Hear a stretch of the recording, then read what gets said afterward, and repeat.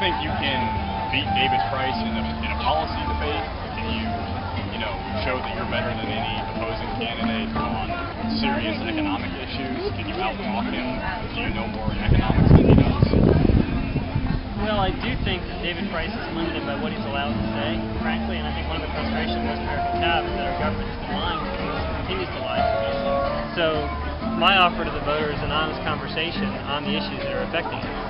So, for example, with economics, it's clear that we're in a crisis that is caused by too much debt. Yet the only solutions Washington wants to give us involve more debt. You can't cure an alcoholic with another drink. So just to even be honest about recognizing the cause of our economic problems and then talking about how we transition to a freer economy where we can create wealth within our communities is a discussion we desperately need to be having.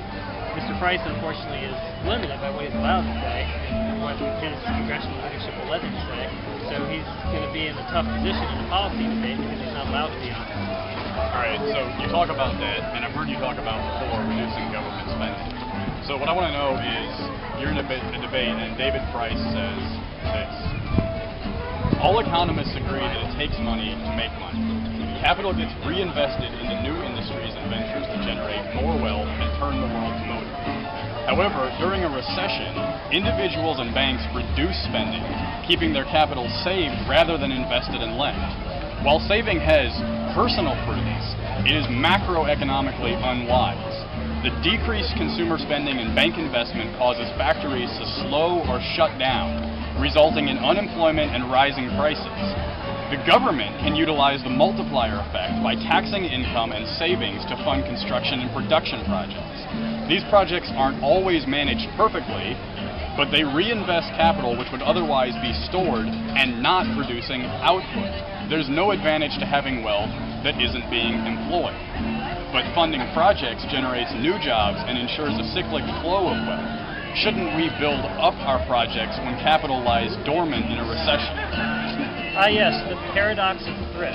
So, were David Price to quote the paradox of thrift by Keynes, we'd also have to remind him that Keynes' other philosophy was, in the long run, we're all dead. And what we've reached in our economy is a point of debt saturation, where effectively if we try to have the government continue to take on more and more debt beyond our ability to service it, we're compounding the problem.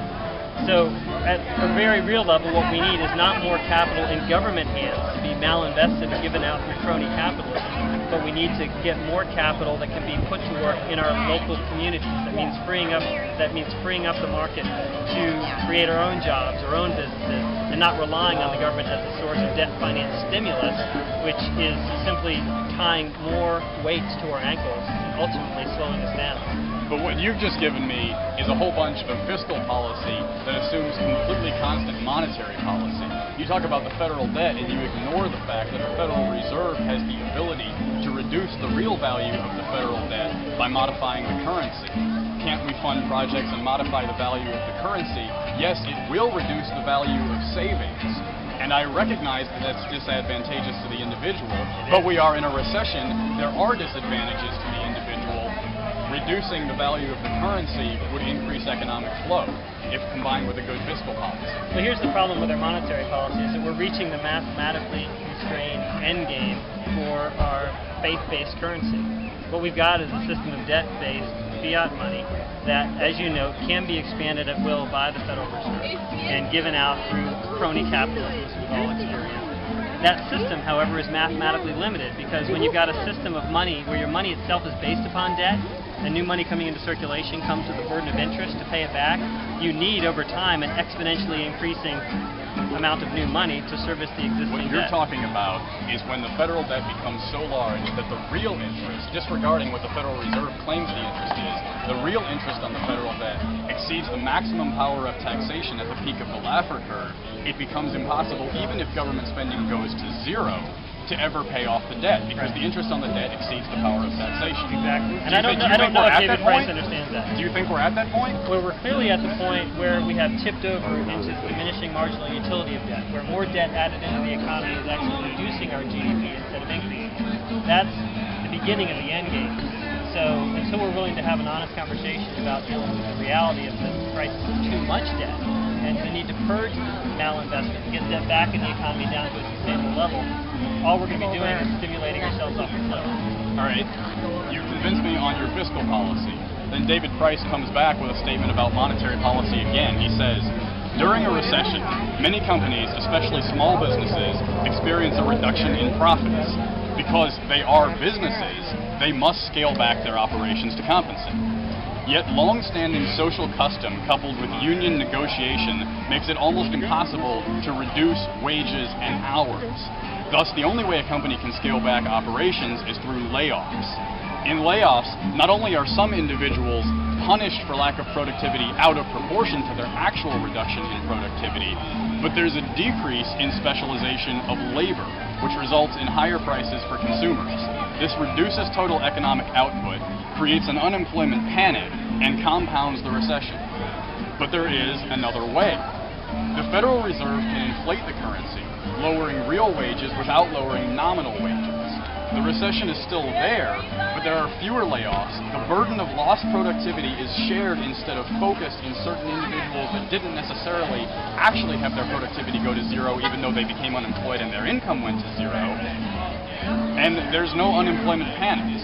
So shouldn't the Federal Reserve combat sticky wages by loosening the money supply? Theoretically, one might be able to make that argument, but again, we've reached the point where that process no longer works. How can we lower it?